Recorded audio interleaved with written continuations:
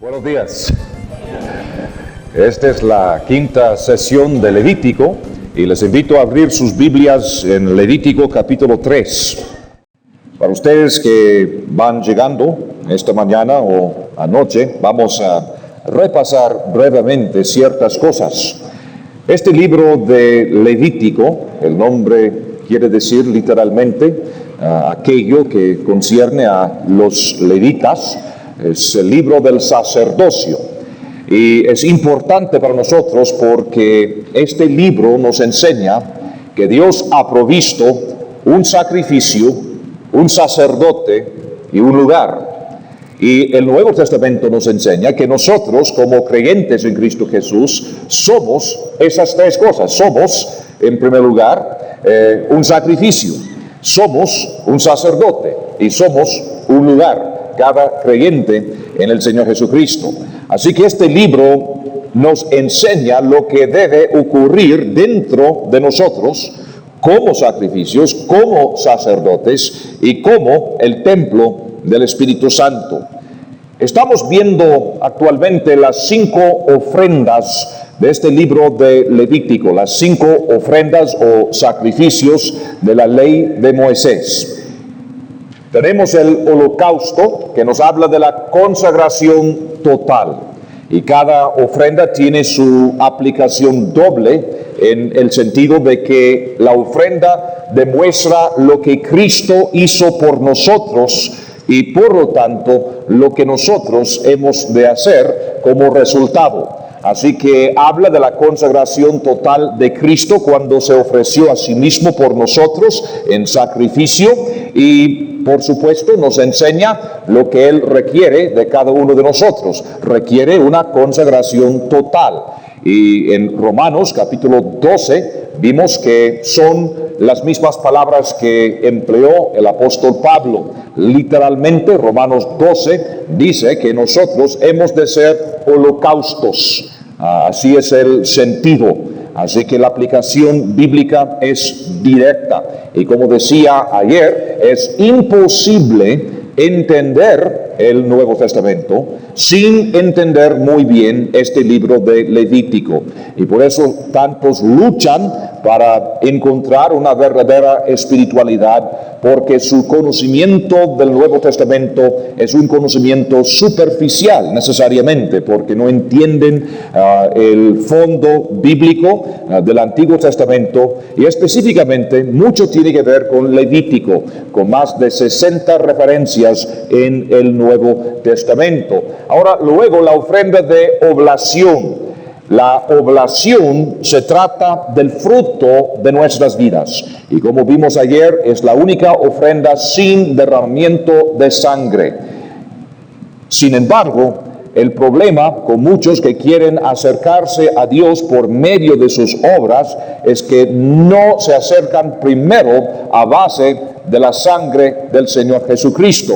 El Señor sí quiere nuestras buenas obras, pero tenemos buenas obras no para ganar el cielo, no para ganar la eternidad, sino tenemos buenas obras como resultado de lo que hemos recibido en Él. Así que la oblación enseña la vida santa, sin mancha, la vida terrenal del Señor Jesucristo, su vida humana ofrecida por nosotros. Y como consecuencia nosotros hemos de ofrecerle a Él también los frutos de nuestras obras, de nuestras vidas terrenales. Así es el significado de lo que se llama en la Biblia la oblación.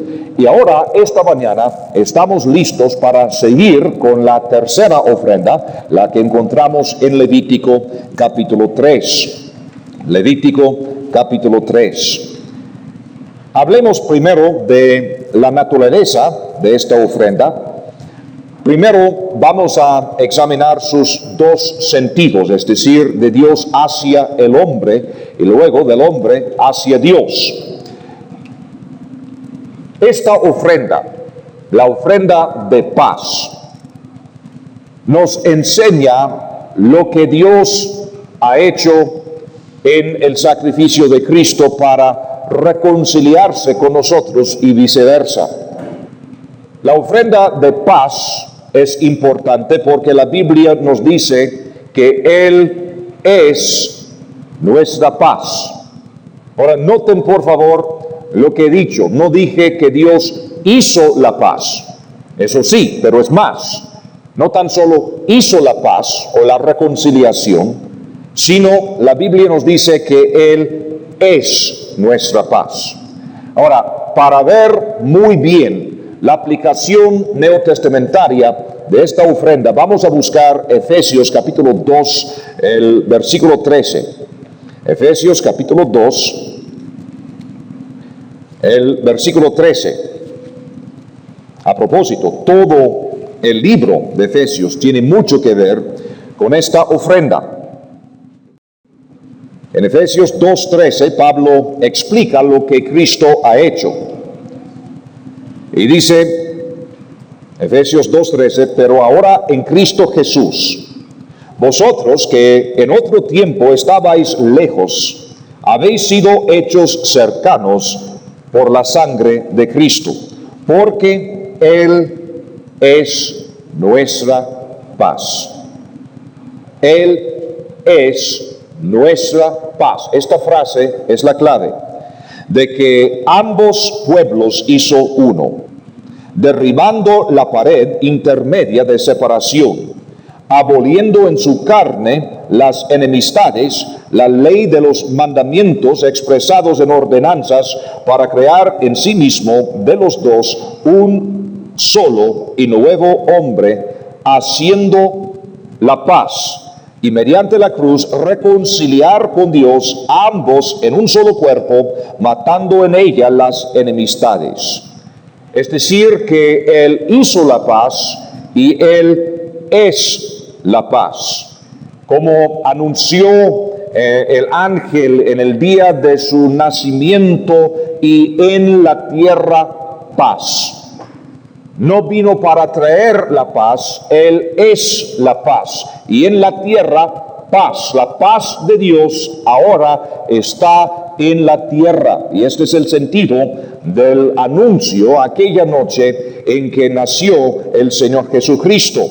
En Efesios capítulo 5, versículo 2, en el mismo libro de Efesios, cuando Pablo dice, y andad en amor, como también Cristo nos amó y se entregó a sí mismo por nosotros, ofrenda y sacrificio a Dios en olor fragante. Pablo está haciendo referencia a esta ofrenda de paz. Y si uno no entiende el libro de Levítico, no tiene idea de lo que Pablo está hablando. Pero si entendemos la ofrenda de paz y si entendemos el contexto del libro de Efesios, que su mensaje tiene que ver con esta reconciliación, con esta paz que Dios ha hecho y esta paz que Dios es, entonces podemos entender lo que Pablo está diciendo acá cuando habla de la entrega a sí mismo del Señor Jesucristo por nosotros, ofrenda y sacrificio a Dios en olor fragante. Y una vez más vamos a reconocer que son dos tipos de ofrendas: las de olor grato y las de olor no grato. Y hasta el momento estamos estudiando las ofrendas de olor grato. Y esta ofrenda de paz es de olor grato a Dios, y de eso está hablando el apóstol Pablo aquí en Efesios capítulo 5 versículo 2. Y una vez más, y vimos varios ejemplos el día de ayer en las primeras sesiones, pero hay tantos pasajes en el Nuevo Testamento los cuales es imposible entender sin entender primero el libro de Levítico. Ahora, ¿cómo es que Cristo logró esta paz? Él es nuestra paz, pero ¿cómo es que Él logró esta paz, esta obra de paz? Vamos a buscar 2 de Corintios capítulo 5 versículo 18. 2 de Corintios capítulo 5 versículo 18. 2 de Corintios 5, 18. Y todo esto proviene de Dios, quien nos reconcilió consigo mismo por Cristo y nos dio el ministerio de la reconciliación. Que Dios estaba en Cristo, reconciliando consigo al mundo, no tomándoles en cuenta a los hombres sus pecados, y nos encargó a nosotros la palabra de la reconciliación. Así que somos embajadores en nombre de Cristo, como si Dios rogase por medio de nosotros. Os rogamos en nombre de Cristo, reconciliaos con Dios. Al que no conoció pecado, por nosotros lo hizo pecado, para que nosotros fuésemos hechos justicia de Dios en él. Aquel que es nuestra paz, hizo la paz. Aquel que no conoció pecado, se hizo pecado en nuestro lugar, para que nosotros, dice la Biblia, fuésemos hechos justicia de Dios en él. Y así hizo esta reconciliación o esta paz. Ahora, vamos a buscar Colosenses, capítulo 1, versículo 19. Colosenses 1:19. Colosenses 1:19. Por cuanto agradó al Padre que en él habitase toda plenitud, y por medio de él reconciliar consigo todas las cosas, así las que están en la tierra como las que están en los cielos, haciendo la paz mediante la sangre de su cruz. Y otra vez podemos apreciar el hecho de que Cristo hizo esta paz mediante su obra en la cruz, por medio de derramar su sangre. Así que Cristo es tanto el sacrificio como el sacerdote. Y por eso decimos que es nuestra paz y a la misma vez Él hizo nuestra paz para con Dios, siendo a la misma vez el sacrificio y el sacerdote. Él es el sacrificio de paz, Él es nuestra paz, y como sacerdote hizo la paz, efectuó esta reconciliación mediante la sangre que derramó en la cruz. Así que por eso nosotros tenemos la paz. Ahora, hemos visto hasta ahora esta ofrenda de Dios, desde Dios hacia al hombre, es decir, la perspectiva de Dios. Ahora, esta ofrenda también significa mucho para nosotros, es decir, del hombre hacia Dios, porque esta ofrenda nos enseña el camino de paz. Hay un camino de paz.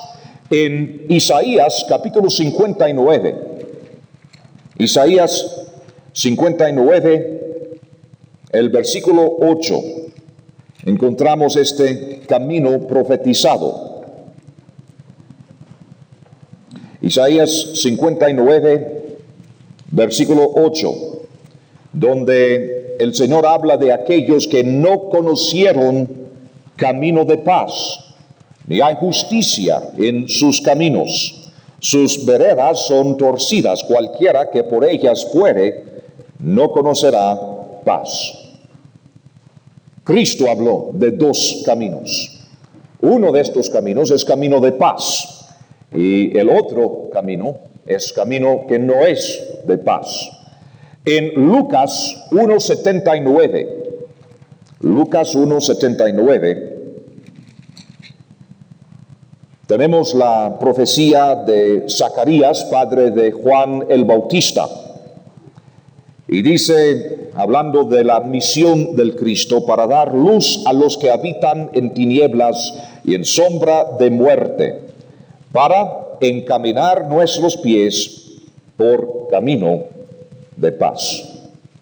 Camino de paz. Él vino para encaminar nuestros pies por camino de paz. Hay un camino de paz. En Romanos 3, versículo 17. Romanos 3, 17. Y así podemos ver cómo encaja la Biblia, cómo es que cada versículo es conectado con el resto de la palabra del Señor. No hay nada aislado. Aquí en capítulo 3 de Romanos, Pablo está hablando de la condición pecaminosa de la humanidad. Establece claramente el hecho de que todos estamos bajo el pecado, y en una larga cadena de referencias del Antiguo Testamento dice, haciendo referencia a la profecía de Isaías 59 que vimos hace poco, dice, y no conocieron camino de paz. Y una vez más tenemos que recordar que los autores del Nuevo Testamento constantemente citaban el Antiguo Testamento. Y si no entendemos el contexto del Antiguo Testamento, de estas referencias que citan, entonces vamos a tener gran dificultad en entender el Nuevo Testamento. Es no entender el contexto. Así que es importante entender que esta larga lista, comenzando en el versículo 10, es una lista de referencias del Antiguo Testamento que cita Pablo con el propósito de establecer el hecho de nuestro pecado.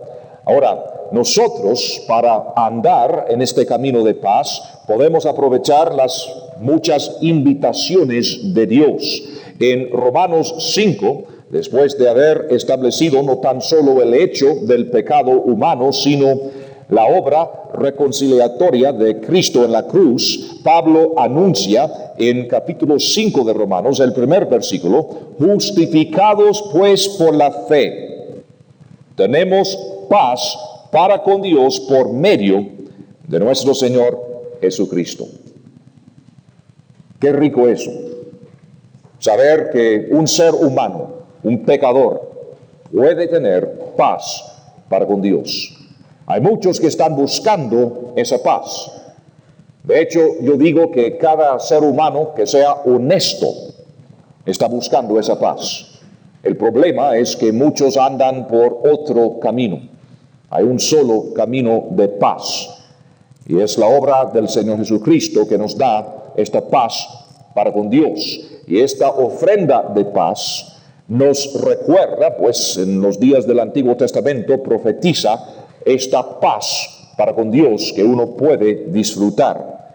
Además, como creyente ya, tengo otra invitación de parte del Señor, siempre basada esta invitación en lo que simboliza esta ofrenda de paz. Y es la invitación que encontramos en Filipenses capítulo 4, versículo 7. Porque aquí en Filipenses capítulo 4, versículo 7, Pablo escribe: y la paz de Dios, que sobrepasa todo entendimiento, guardará vuestros corazones y vuestros pensamientos en Cristo Jesús. Tu mente, tu corazón pueden ser guardados con esta paz que sobrepasa todo entendimiento. Así que esta ofrenda de paz en el libro de Levítico tiene el propósito de ilustrar y profetizar esta posibilidad venidera a causa de la obra de Cristo Jesús en la cruz. Ahora, vamos a volver a Levítico, capítulo 3, y vamos a notar ahora los detalles de esta ofrenda y lo que simbolizan. Y hablemos de las diferentes posibilidades de la ofrenda de paz. La ofrenda de paz podría ser varias cosas. Por ejemplo, en el primer versículo, si su ofrenda fuere sacrificio de paz, si hubiere de ofrecerla de ganado vacuno, sea macho o hembra, sin defecto la ofrecerá delante de Jehová. En primer lugar, podría ser ganado vacuno. Pero si pasamos al versículo 6, tenemos otra posibilidad. Mas si de ovejas fuere su ofrenda para sacrificio de paz a Jehová, sea macho o hembra, la ofrecerá sin defecto. Si ofreciere cordero por su ofrenda, lo ofrecerá delante de Jehová. Puede ser de las ovejas, puede ser cordero, y más adelante aún, en el versículo 12, dice: si fuere cabra su ofrenda, la ofrecerá delante de Jehová. Tenemos varias clases, 3 clases de ofrenda. Podría ser ganado vacuno, que manifiesta al Señor Jesucristo como nuestro siervo. Estos animales de servicio simbolizan la naturaleza servicial del Señor Jesucristo. No vino para ser servido, sino vino para servir. Así que esta ofrenda en particular es ilustración de esta característica del Señor Jesucristo. Podría ser un cordero, que por supuesto es parte de esta profecía que la vemos por toda la Biblia del Cordero consagrado, el Cordero del Señor, ofrecido en sacrificio como sustituto nuestro. Podía ser una cabra, según versículo 12. Y este animal, cada vez que aparece, hace énfasis en la naturaleza de Cristo como nuestro sustituto, tomando el lugar del pecador. Más adelante, en la segunda parte del Levítico, vamos a hablar del chivo expiatorio. Y así es que la cabra siempre representa esta característica del Señor Jesucristo. Pero aquí notamos una cosa que no hemos visto antes, porque en el primer versículo dice algo para nosotros nuevo. Dice, sea macho o hembra. Hasta ahora el sacrificio ha sido macho, para representar, por supuesto, el Señor Jesucristo. Sin embargo, no como en el caso del holocausto, que era macho sin defecto, solo Cristo podía hacer ese sacrificio para comenzar. Pero aquí estamos tratando con los efectos de la salvación efectuada por Cristo y no con la manera de la salvación. Y la enseñanza es simplemente la siguiente: no importa quién seamos, podemos tener paz con Dios, basado todo esto en el sacrificio que Cristo ofreció por nosotros. Vamos a ver más adelante la identificación entre la ofrenda de paz y el holocausto. La ofrenda de paz depende del holocausto. Y ahora el Señor quiere enseñarnos, porque es una ofrenda que habla mucho de lo que puede pasar dentro de nosotros, nuestra paz para con Dios y nuestra paz de Dios, que sobrepasa todo entendimiento, y sirve para hombre o mujer, no importa. Es una invitación para todos. Otra cosa, aquí podemos ver en versículo 2, pondrá su mano sobre la cabeza de su ofrenda y la degollará a la puerta del tabernáculo de reunión. Y los sacerdotes, hijos de Aarón, rociarán su sangre sobre el altar alrededor. En nuestro estudio del primer capítulo, versículo 4, comentamos sobre esta imposición de manos sobre el animal de sacrificio, enseñando la identificación de la persona con el sacrificio, indicando así que este animal iba a morir en su lugar como sustituto. A la misma vez, la imposición de las manos simboliza nuestra transferencia de pecado a este animal. Y hicimos comentarios el otro día en cuanto al simbolismo de la imposición de manos hoy en día al comisionar a algún misionero o en la ordenación de un pastor. Y todo viene del libro de Levítico, aquí tiene sus raíces. Así que otra vez podemos ver la imposición de manos de parte de la persona quien ofrece este animal de sacrificio. Está identificándose con el animal, diciendo: Señor, en realidad soy yo que merezco esta muerte. A la misma vez, Señor, estoy pasando mi pecado a este animal, quien está para morir en mi lugar. Ahora, vamos a notar otra cosa.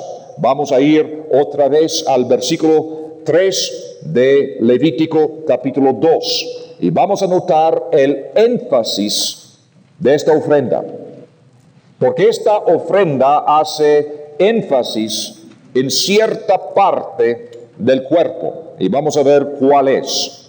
Luego, versículo 3, ofrecerá del sacrificio de paz como ofrenda encendida a Jehová la grosura que cubre los intestinos y toda la grosura que está sobre las entrañas, y los 2 riñones y la grosura que está sobre ellos y sobre los ijares, y con los riñones quitará la grosura de los intestinos que está sobre el hígado.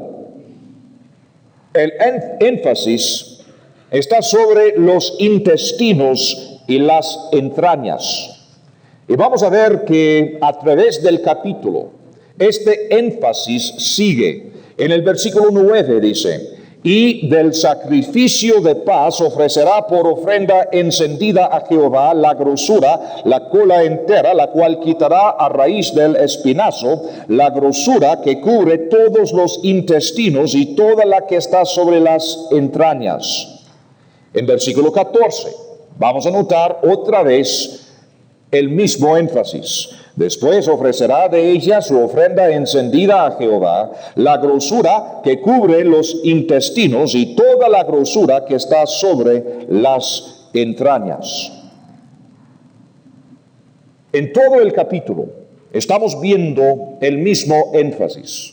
Todo está sobre los intestinos y las entrañas. En el holocausto, al contrario, todo se quemaba, todo se ofrecía, ¿verdad?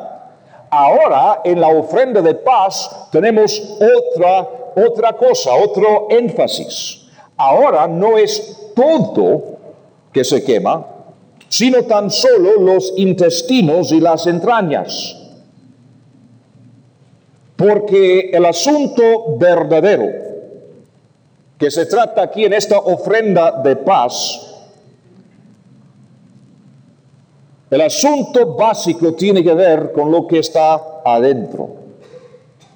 Si estamos hablando de la posibilidad de tener paz para con Dios y tener la paz de Dios que sobrepasa todo entendimiento, no se trata con lo que sucede en el exterior. Se trata de lo que pasa dentro de uno mismo.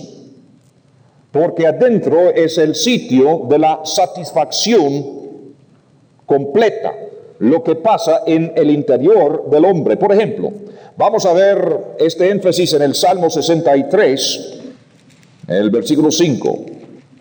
El Salmo 63, el versículo 5, donde David dice: alma mía, en Dios solamente reposa. Oh, lo siento, estaba en el 62, 73, precisamente como les dije. Como de meollo y de grosura será saciada mi alma. Ahora, noten que el salmista está diciendo lo mismo. El sitio de satisfacción interna tiene que ver, como dice aquí, como de meollo y de grosura será saciada mi alma. La paz que buscamos es una paz interior, en las partes más profundas de nuestros seres.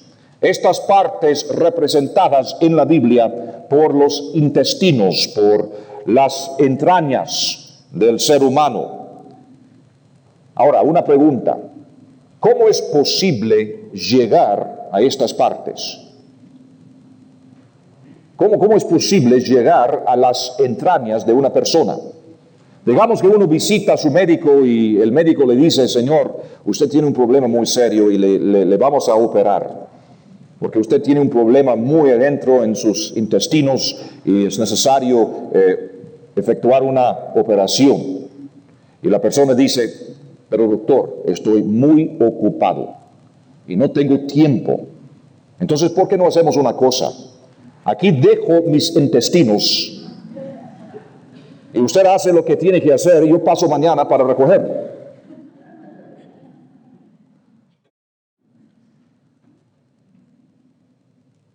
Hay un solo camino para llegar a lo que está adentro. Si vamos a sacar lo que está adentro, resulta en la muerte.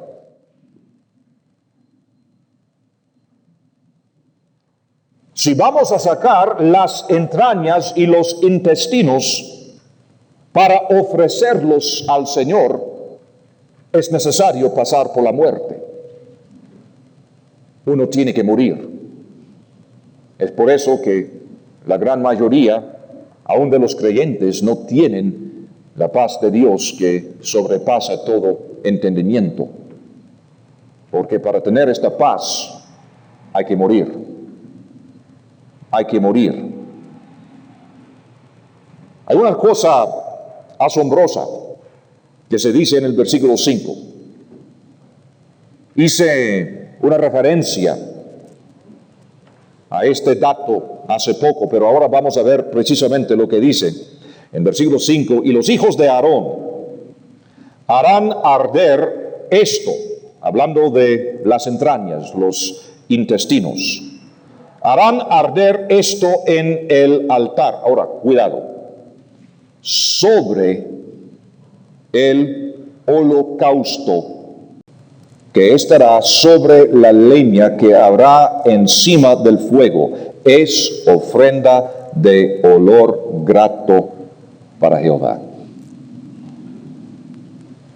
La única forma de ofrecer una ofrenda de paz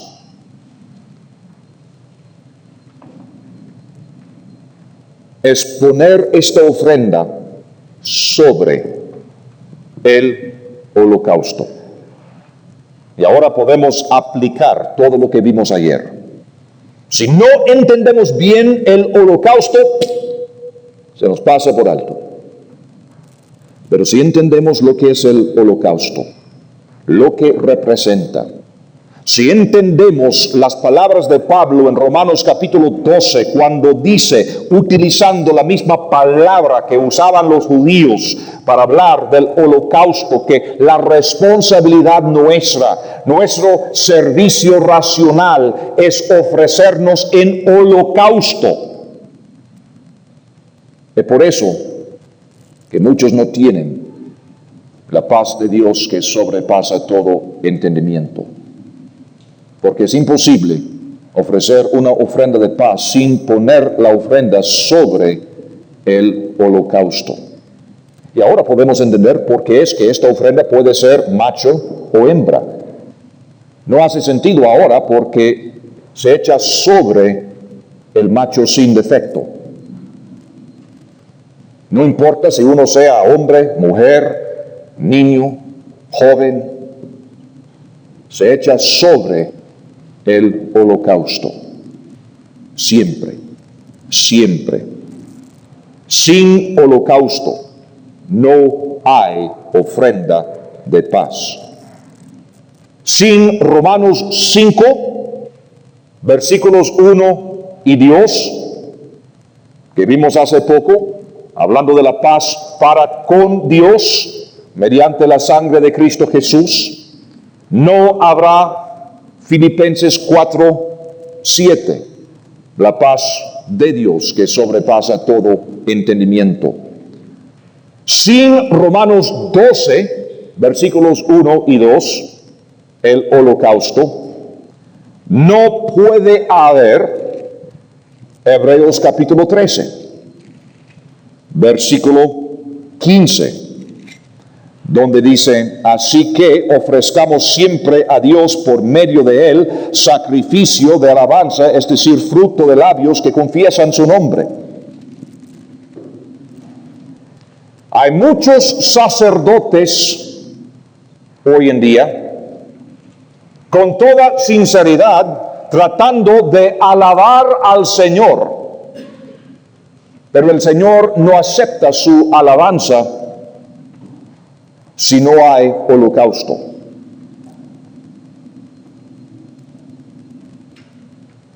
Muchos creen que el hecho de estar en una iglesia evangélica gritando, alabando y todo esto sí es agradar al Señor, adorar a Él. Equivocado. Puede ser que sí, puede ser que no. Depende del holocausto.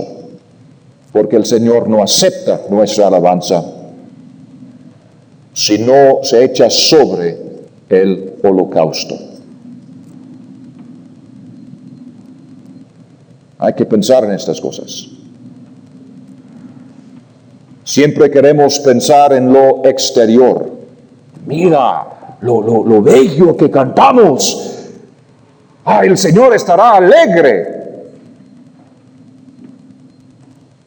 estará alegre si ha habido holocausto.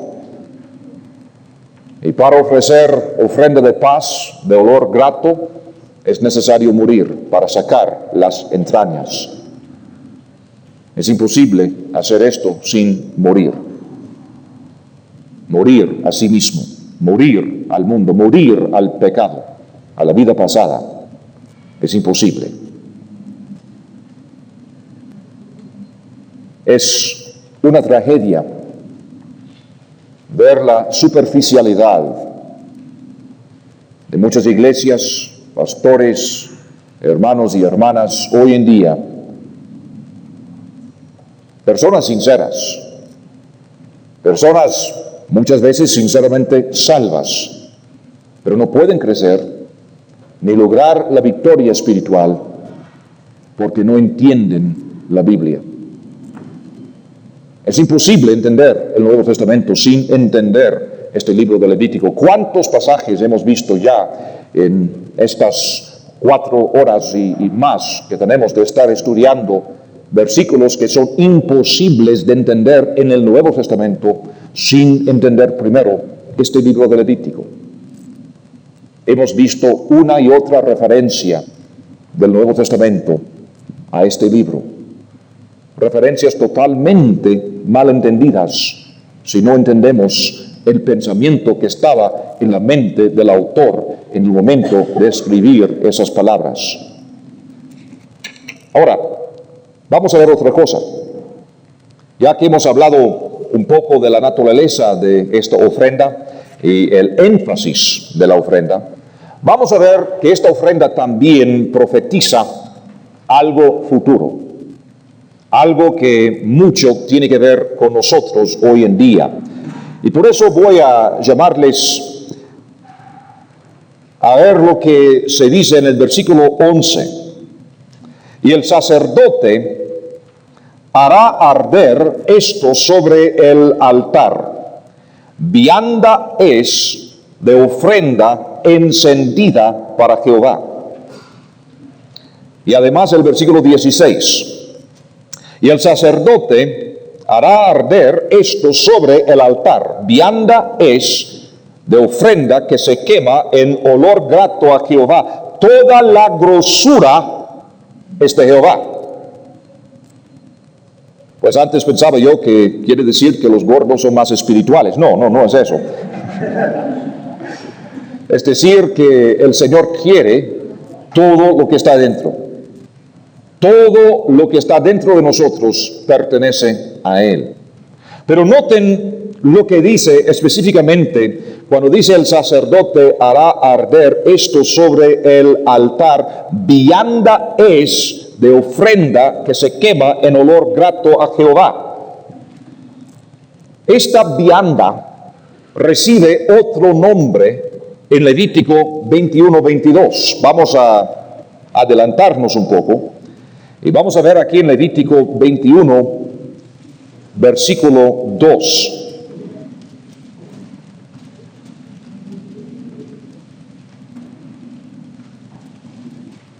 En el contexto, estamos hablando de esta misma ofrenda. Eso podemos ver al llegar a este pasaje. No vamos a tomar el tiempo para establecer todo el contexto. Pero hablando de este sacrificio, de esta ofrenda, dice en 21-22, del pan de su Dios, de lo muy santo y de las cosas santificadas podrá comer. Esta vianda es el pan de Dios. Se llama aquí el pan de Dios. Y varias veces más en el Antiguo Testamento, en vez de usar la palabra vianda, se usa la palabra pan para hablar de la misma cosa. Por supuesto, la palabra pan, en este caso, no necesariamente un pan literal, sino utilizando la palabra en un sentido muy amplio, muy general, hablando de pan como la comida necesaria. Ahora, muy bien, con este entendimiento, vamos a buscar Malaquías 1, versículo 7, y vamos a ver que esta palabra altar también a veces tiene otro nombre. Malaquías 1, versículo 7. Malaquías 1, versículo 7. ¿En qué ofrecéis sobre mi altar pan inmundo? Y dijisteis, ¿en qué te hemos deshonrado? ¿En que pensáis que la mesa de Jehová es despreciable?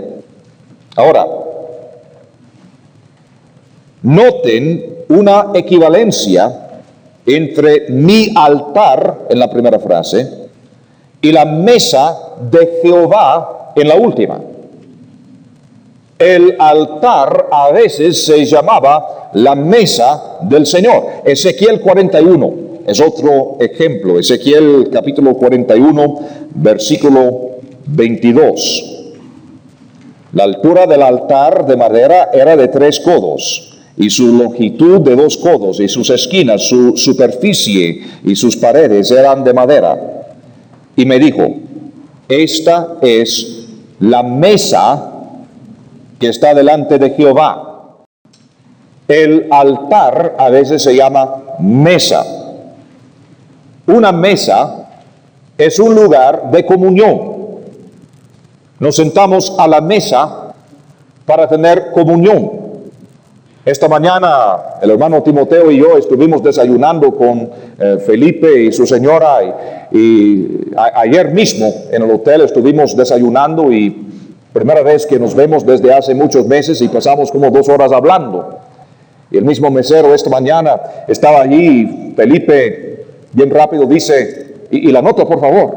El mesero queda viéndole y dice, ¿tan pronto? ¿Tan pronto? Y Felipe explica, no, es que tenemos una conferencia. Ah, ¿cómo no? Pero él captó la idea que la mesa es un lugar de comunión. No tan solo para comer. Es un lugar para charlar, para tener compañerismo, para tener comunión. Así que el altar es también la mesa del Señor, porque en este altar, en esta mesa, tenemos la posibilidad de tener comunión con Dios. Y esta era la necesidad del hijo pródigo. En Lucas capítulo 15, dijo que quería volver a la mesa de su padre. Es decir, quería tener comunión con su padre, restablecer esta relación quebrada. Y es la necesidad de muchos creyentes hoy en día. Ahora, 1 Corintios 11, para que podamos entender lo que esta ofrenda profetizaba en el futuro. En 1 Corintios capítulo 11, y por supuesto ustedes que conocen bien sus Biblias saben a dónde vamos. Aquí en 1 Corintios vamos a comenzar en versículo 17. Pero el anunciaos esto que sigue, no os alabo porque no os congregáis para lo mejor, sino para lo peor. Pues en primer lugar, cuando os reunís como iglesia, oigo que hay entre vosotros divisiones, y en parte lo creo. Porque es preciso que entre vosotros haya disensiones, para que se hagan manifiestos entre vosotros los que son aprobados. Cuando pues os reunís vosotros, esto no es comer la cena del Señor, porque al comer cada uno se adelanta a tomar su propia cena, y uno tiene hambre y otro se embriaga. Pues ¿qué? ¿No tenéis casas en que comáis y bebáis, o menospreciáis la iglesia de Dios y avergonzáis a los que no tienen nada? ¿Qué os diré? ¿Os alabaré? En esto no os alabo. ¿Qué pasaba? Los corintios, al acercarse a la mesa del Señor, no habían captado el significado. No entendían la ofrenda de paz del libro de Levítico. La mesa del Señor fue un tiempo para manifestar sus divisiones. Y cada quien utilizaba este tiempo para hasta fomentar estas divisiones. Y Pablo está diciendo, oigan, esto de la mesa del Señor no es cosa de comer y beber. Eso se puede hacer en sus casas mejor. La mesa del Señor es una mesa de comunión, de reconciliación, de paz. Y por eso sigue diciendo en versículo 23, porque yo recibí del Señor lo que también os he enseñado, que el Señor Jesús, la noche que fue entregado, tomó pan. Y habiendo dado gracias, lo partió y dijo, Tomad, comed, esto es mi cuerpo que por vosotros es partido, hacer esto en memoria de mí. Asimismo tomó también la copa después de haber cenado, diciendo, esta copa es el nuevo pacto en mi sangre, hacer esto todas las veces que la bebiereis en memoria de mí. Así pues, todas las veces que comiereis este pan y bebiereis esta copa, la muerte del Señor anunciáis hasta que Él venga. Esperen. Aquí, en estas palabras, tenemos contemplado el holocausto, la sangre derramada, tenemos la oblación, el fruto de su vida, y tenemos la ofrenda de paz. Todo esto en el pan y la sangre. Todo esto junto. Sigue en versículo 27, de manera que cualquiera que comiere este pan o bebiere esta copa del Señor indignamente, será culpado del cuerpo y de la sangre del Señor. Por tanto, pruébese cada uno a sí mismo, y coma así del pan y beba de la copa, porque el que come y bebe indignamente, sin discernir el cuerpo del Señor, juicio come y bebe para sí. Por lo cual hay muchos enfermos y debilitados entre vosotros, y muchos duermen. Si pues nos examinásemos a nosotros mismos, no seríamos juzgados. Mas siendo juzgados, somos castigados por el Señor, para que no seamos condenados con el mundo. Así que, hermanos míos, cuando os reunís a comer, esperaos unos a otros. Si alguno tuviere hambre, coma en su casa, para que no os reunáis para juicio. Las demás cosas las pondré en orden cuando yo fuere. Algunos en este día necesitan venir a la mesa del Padre, tal como el Hijo pródigo, para unirse a toda la familia. Si uno se arregla con el Padre, se arregla fácilmente con su hermano. Cuando hay divisiones entre hermanos, es porque hay divisiones entre hermanos y Dios. Hay un problema espiritual por dentro. Y el propósito de la mesa del Señor es cumplir lo que vemos en la ofrenda de paz. La mesa del Señor es para recordar el holocausto y la oblación del Señor Jesucristo. Y entonces, en base a nuestro holocausto y oblación, nos acercamos a la mesa del Señor para comer de este pan, para beber de esta copa, y así efectuar totalmente una reconciliación para lograr la paz de Dios que sobrepasa todo entendimiento. Y es por eso que muchos no pueden andar en amor. Lo que vimos hace poco en Efesios capítulo 5, versículo 2, y andad en amor, como también Cristo nos amó. Ahora, las dos palabritas más importantes de la Biblia, así y cómo. ¿Cómo hemos de andar en amor? Porque es que tenemos tantos problemas, divisiones y pleitos entre hermanos, porque no sabemos andar en amor. ¿Cómo andar en amor? Como Cristo nos amó y se entregó a sí mismo por nosotros. Pero específicamente, ¿qué y cómo? Ofrenda y sacrificio a Dios en olor fragante. En el contexto, como vimos antes en capítulo 2 de Efesios, en el contexto de esta reconciliación, esta paz, Él es nuestra paz, Él hizo la paz, cumpliendo así el tipo profetizado por la ofrenda de paz. A base de todo esto, nosotros podemos andar en amor. Todo esto es ofrenda de olor grato. Noten que hasta el momento hemos estudiado las ofrendas de olor grato. Son 3. Y las 3 son necesarias. Una sola no vale.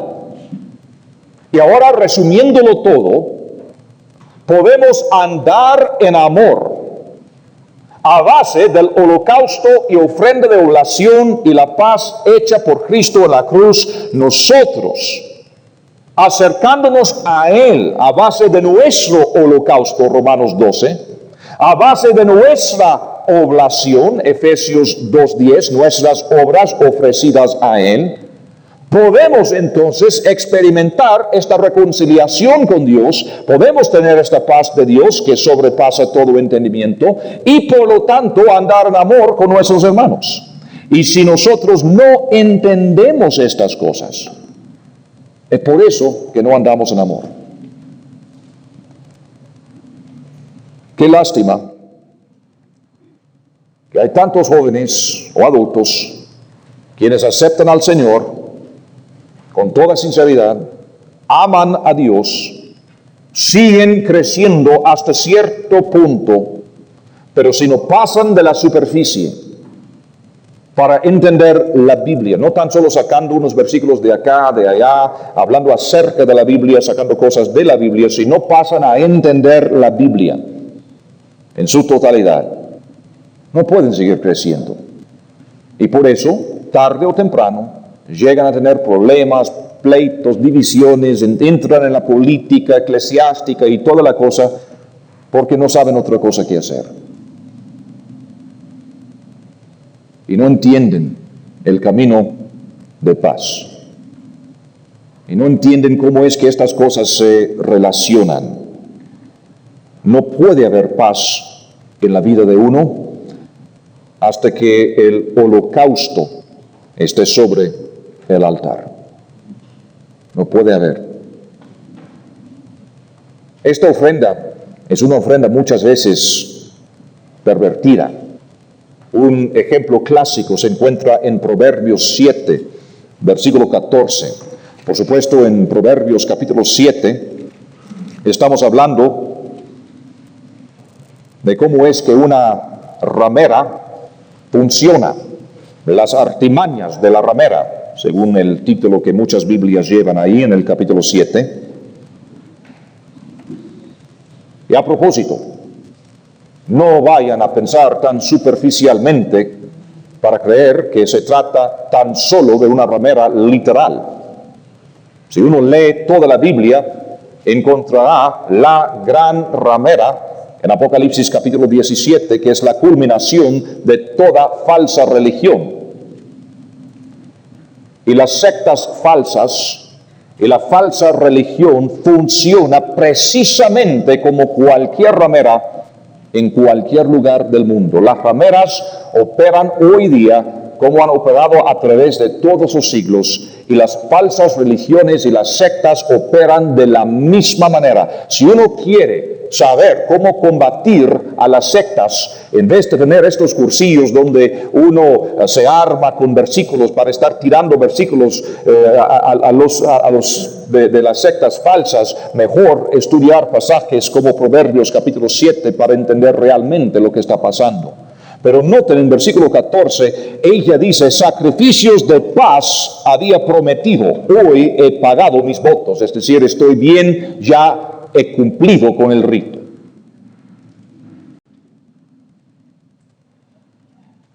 Fui a la misa esta mañana, estoy bien. Estoy bien, ya confesé, estoy bien. Y nosotros con una sonrisa dice: sí, así era yo antes.